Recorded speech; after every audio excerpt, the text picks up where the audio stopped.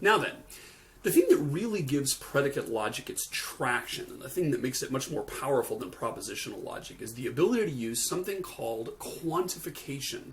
And that is a technique we're going to use, which essentially allows us to treat a predicate and all the different propositions it can mint in a uniform manner.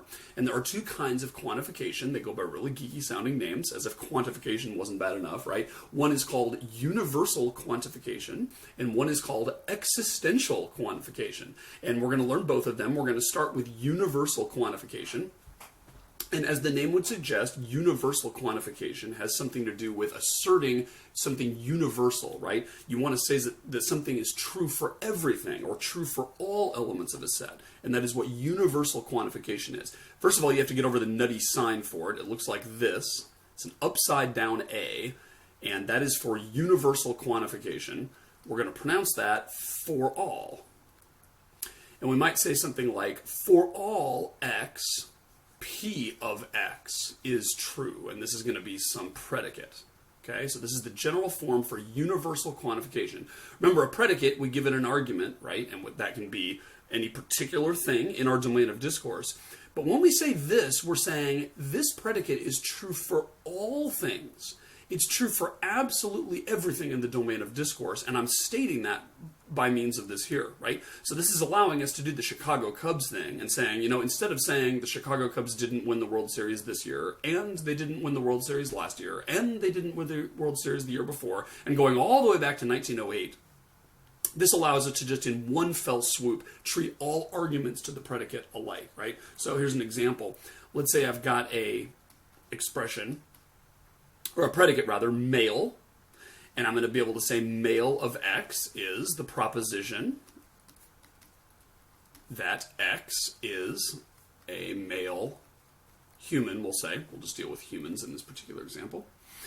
And so one thing we could say is, for all x, male of x, or not male of x, right? That is certainly a true statement. This is saying that everything is either a male human or not a male human, right? And that's going to be true whatever the predicate is. This is actually a tautology, kind of like we talked about with propositional logic when we said, you know, x and not x is always false. X or not x is always true, right? Here it's the same thing. We're saying no matter what x is, male of x or not male of x is going to be true because that's just the nature of logic, right? Now, let me make a note here and kind of to motivate some of the more complicated expressions. Do you think this is true? For all x, male of x, or female of x. So this is stating that for everything, it's either male or female. Both might be true according to this, right? We might debate whether that's exclusive or not, because maybe it's true that something cannot be male and female at the same time, right? But at least this is saying that at least one of those two things is true, either male or female. Now, a lot of students, when they first look at that, they immediately think, oh, sure, that seems perfectly right? This aligns with my understanding of the universe. But the answer is it's probably not right, and it depends on what your domain of discourse is, right? So if we say that omega is the set of all humans, then it probably is the case that for all x, either male of x or female of x is going to be true, right? So I'll give you that. But most students fall into this trap without actually specifying this, and they fall into the trap of thinking, you know, since we're talking about one sort of thing, that's the only thing that counts, and that's the only, you know, subset of things that I actually have to worry about. And if we really want our predicate logic to be correct, imagine some knowledge base inside C-3PO's brain, right, or Data's brain from Star Trek, and we're actually keeping track of lots of different things in lots of different categories, and we want to be able to reason about our knowledge and form new propositions and test new things to find out whether they're true or not. We need to make sure that we handle everything, right? So there's a couple different ways to fix this.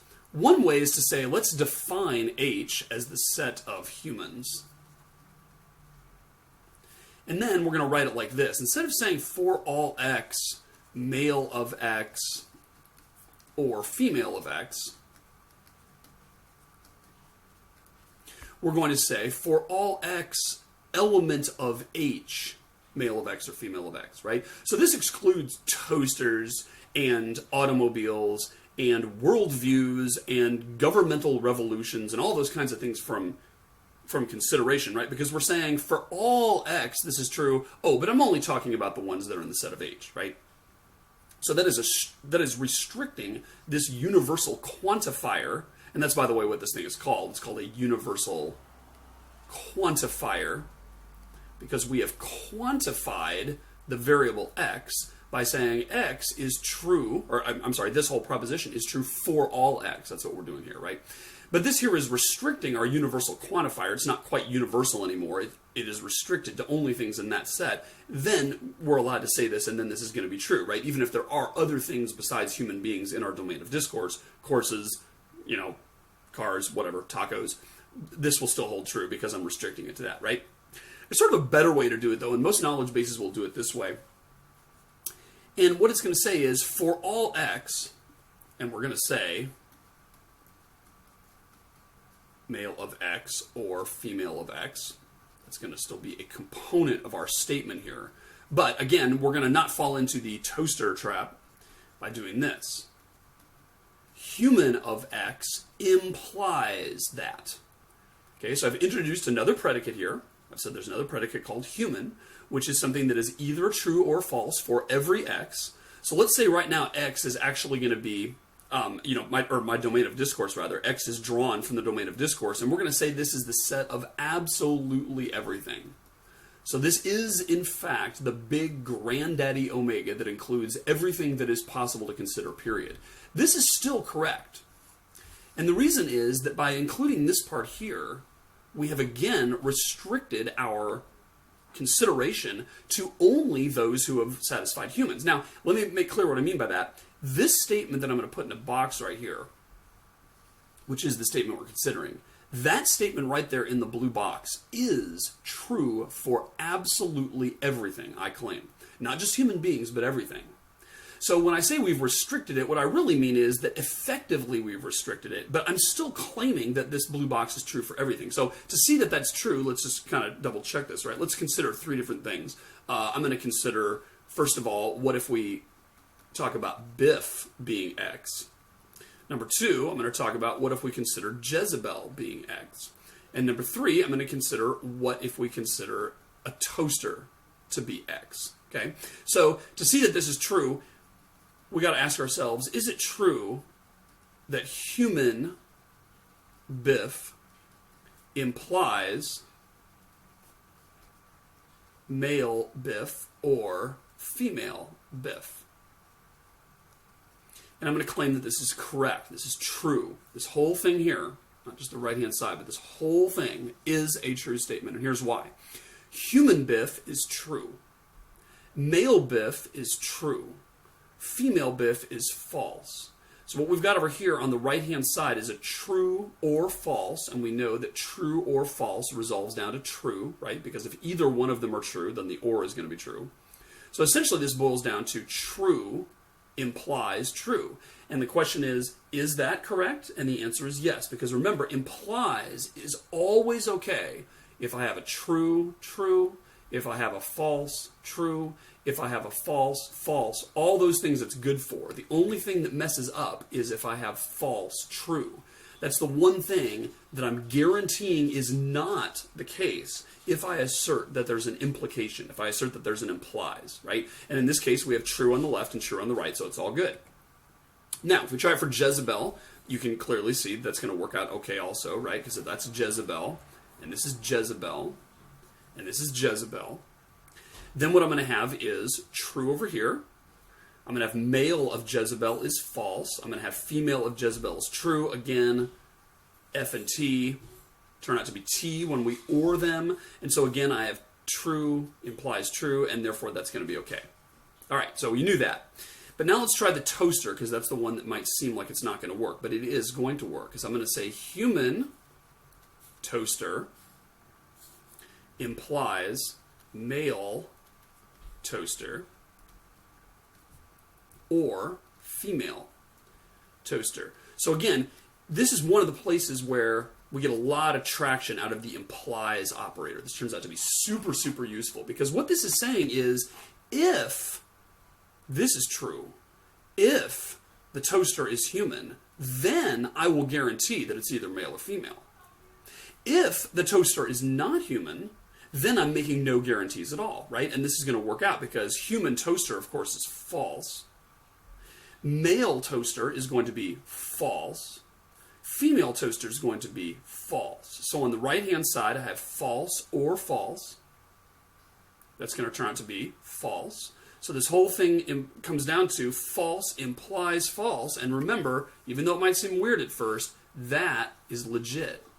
Because if the left-hand side is false, if the premise is false, then I'm going to say the implies is okay. It works fine. Because we're no longer holding you to your assertion. If you know, what I'm basically saying here is, if the toaster is human, then I'll say that the toaster is male or female. But if the toaster isn't human, I make no claims, and therefore this turns out to be okay. So it's true for Biff, true for Jezebel, true for Toaster. By the way, we should try it for something else. Let's try it for Smokey. Smokey is our cat. That's the Davies family cat. So let's see if that works. Is it true that human Smokey implies male Smokey or female Smokey? And the answer is yes. Here's why. Human Smokey is, of course, false. Male Smokey turns out to be true. He is a male cat. Female Smokey turns out to be false. So what we've got here is true or false, and that's going to end up being true. And then this whole thing, therefore, boils down to false implies true. And again, that just seems like the weirdest thing in the world, that false implies true would be true, but in fact it is. Because what we're saying is, if Smokey's human, then I'm promising he's either male or female. Well, he's not human, therefore all bets are off. Now, it turns out, just between you and me, that this right side turned out to be true anyway, because Smokey is male, because there are other things besides cats, or excuse me, besides humans, that can be male. Smokey happens to be one of them. So the right-hand side turned out to be true, but that's actually not the reason that the whole thing turns out to be true. The reason the whole thing turns out to be true is because the premise is false, right? So that way of doing it, rather than saying for all x, element of h, but instead doing this implication thing, is really nice, and it turns out to be fast and speedy and elegant in a computer, because we're not dealing with sets, we're dealing only with predicates, right? We can simply say, we don't actually have to think about different sets of stuff. We can just say, if anything at all is this, then that implies that the anything of all is also this, right? It allows us to very conveniently put those two things together, right? So that's universal quantification, and the other one is called existential quantification. Sounds pretty trippy. And that looks like this. We have an upside down E, and that is pronounced as not exists, there exists. That's how we pronounce that E. So what this is saying, if I say there exists an X such that P of X, and again, when I say such that, I'm just kind of putting that in there. There's no sign there except just a space, but often we say it like that, right? There exists an X, P of X, means that for at least one X, this is true over here. Okay? So it doesn't mean it's true for every X, and it doesn't mean it's true for only one X. It might be true for 5 X's, or it might be true for half the X's, or it might be true for all the X's. I'm just promising that there exists at least one. The only thing I'm saying isn't true is that there aren't 0 of them. Okay? So if I do that, we might use in this example, right? There is an X such that President of X, President of the United States, right? This says there is a President of the United States, at least one. Turns out, as we know, being humans living in America, that there is only one president at a given time. But this actually doesn't assert that there's only one. It merely asserts that there is one, right? And I could say there exists an X such that human of X and male of X. That's saying there's at least one thing in the universe that is human and is male, right? Yours truly, if you want an example. I could even do this. There exists an X that is not human and is male. And Smokey the cat would be an example there, right? Or I might say, toaster of X and male of X? Nuh-uh. So that right there says there does not exist any x such that toaster of x and male of x is true. So that's a way to outlaw everything, right? You can't outlaw everything with an upside down A, right? Because if I said it's not true that for all x, male x and toaster x, that would merely be saying that it's not the case that everything in the universe is a male toaster, right? Which is hardly a newsflash. And actually, the other one isn't a newsflash either, but it's much of a more modest statement to say, or I'm sorry, it's a much more strong statement to say there does not exist any x that is male and a toaster. We're not merely saying that not everything is those two things. We're saying that not a single example can be found of a male toaster. Okay, so there exists is kind of a weak statement unless you not it, right? And then it becomes a very strong statement because you're basically asserting the non-existence of a whole class of things. And similarly, upside down A is a very strong statement unless you not it, in which case you're merely saying not everything is this, but there may be some, right? And in fact, if you look at those two are actually equal to each other. One can be expressed in terms of the other. So existential and universal, we can express these different quantifiers in terms of each other, right? So what if I do this? For all x, p of x is true. That is actually the same thing as saying this. There does not exist an x such that p of x is not true. Okay, get your head around that. Those two statements are equivalent, which is why I made the equivalence operation here, right? If I say that p of x is true of everything, that's the same as saying that there isn't anything for which it's not true. So therefore, we have expressed an upside down A in terms of an upside down E. Okay? And the other ones are all like that. We can say, if it's not true that for all x, p of x, and again, you want to make sure you understand the left-hand side this way. This is not saying no x is a p of x. It's simply saying not all x's are p of x, right? You might want to read it that way. Not all x's are p of x's. So it's very different than saying all x's are not p of x's, okay? So that is equivalent in the existential quantification notation of saying this. And you can see I got that by just knotting both sides here, right? If I take the top one and I just knot both sides, I get it over here. But it's sort of, a different phraseology. And now we're saying, if it's true that not all x's are p of x's, then that's the same as saying that there exists at least one x for which the predicate is not true. Those are the same if you think about it, right? Saying it's not true for all of them means there's something that it's not true for. Okay? Next one. If I say for all x, p of x is not true, that is a much different statement than this, and make sure you understand the difference between those two, right? This up here is much weaker. That's saying, well, not all x's are p of x. But this here is saying all x's are not p of x. This is saying there ain't no such thing as a p of x, which is exactly what it looks like on the other side. There does not exist any x such that p of x is true. That is the same as the left-hand side of this. And then our fourth one, if I say it's not the case that for all x, p of x is not true, that's the same as saying that there exists an x such that p of x is false, right? So if I say it's not true that all x's are false, or that all x's are not p, whatever p is, that's the same as saying that there exists an x that is not p. Okay? So those two perfectly go in union with each other. They're sort of like one's not exactly the inverse of the other, right? But they can be stated in terms of each other. Because again, saying that it's true for everything is the same as saying that it's not false for anything.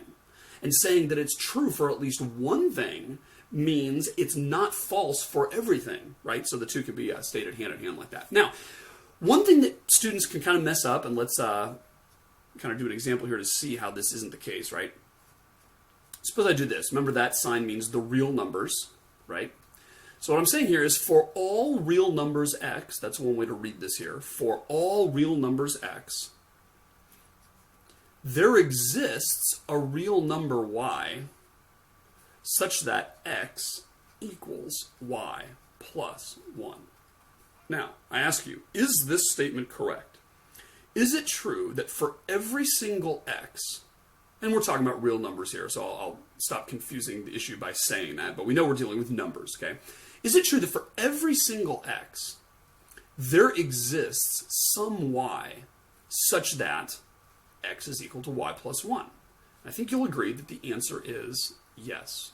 Let's just take a couple examples here, right? Let's say our x is 2. Is it true that there is some y such that 2 equals y plus 1? The answer is yes. Y could be 1. Well, what if x is negative 3? Is it true that there is some y such that negative 3 equals y plus 1? And the answer is yes. Y could be negative 4. Now, I didn't just prove this for every number, and of course it would take infinite time to prove it with every number, but I think you see the pattern, right? No matter what x we pick, we can simply subtract 1 from it, and that is the y that we sought, right? Okay, here's what's tricky. Consider the black sentence here. There exists a y